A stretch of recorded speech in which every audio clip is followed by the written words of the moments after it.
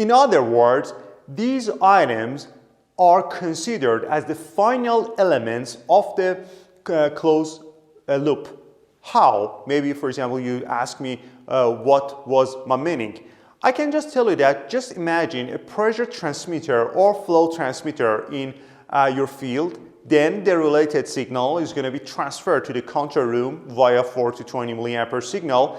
And actually with the help of this thing, or due to the signal that we just got in control room, we start and send the control command to the side to control and regulate the control valve. So as you can see here, we have a closed loop in this regard. So I want to just draw this thing for you to just see that better. Just imagine here, for example, there is a flow element, something just like it. It can be an orifice. And this is the related flow transmitter. It can be, for example, DP type. And here we have a control valve. You can see the symbol of control valve in this case too. And the name of it is, for example, FV in this regard.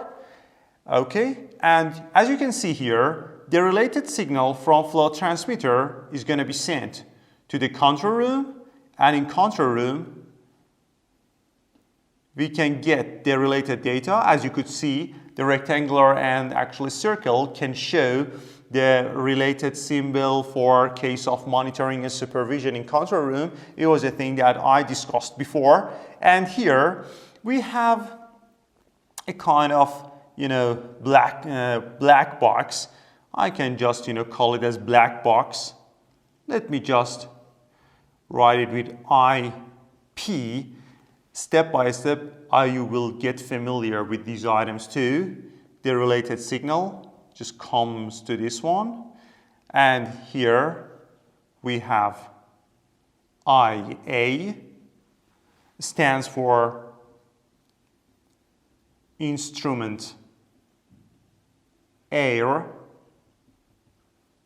Okay, and then we have this line too.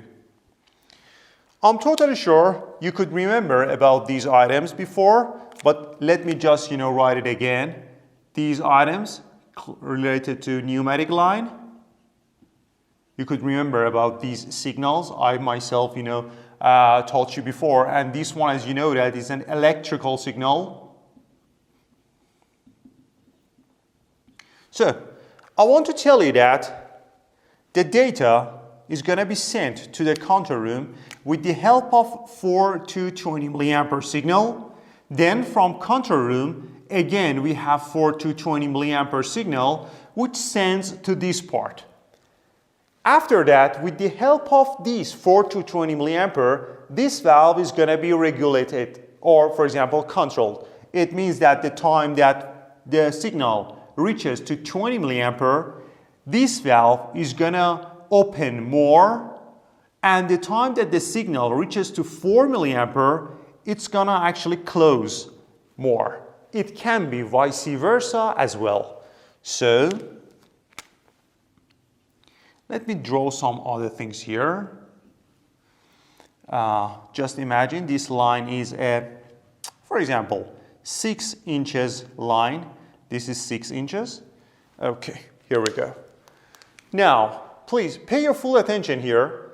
As you could remember, the time that the related signal is sent to the control room get the data and actually display to the operator. So for sure, this item must be named with FI.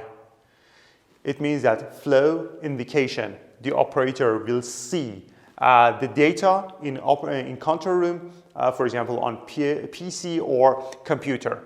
But as you can see, this item has another responsibility or has another role too. What is it?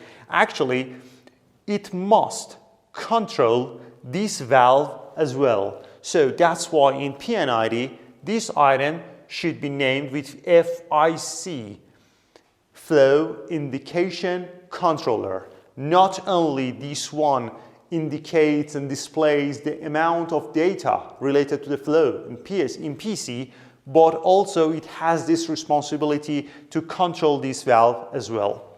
About the other thing, I can just tell you that all the control valves in a P&ID, as you can see, are placed in a closed loop. This is a closed loop, and for sure this is the final element of the closed loop. I'm totally sure my meaning is totally obvious right now. Moreover, I can just tell you that the control valves in P&ID are tagged or are named with PV, FV, TV, or even LV. These are the name of the control valve in a P&ID.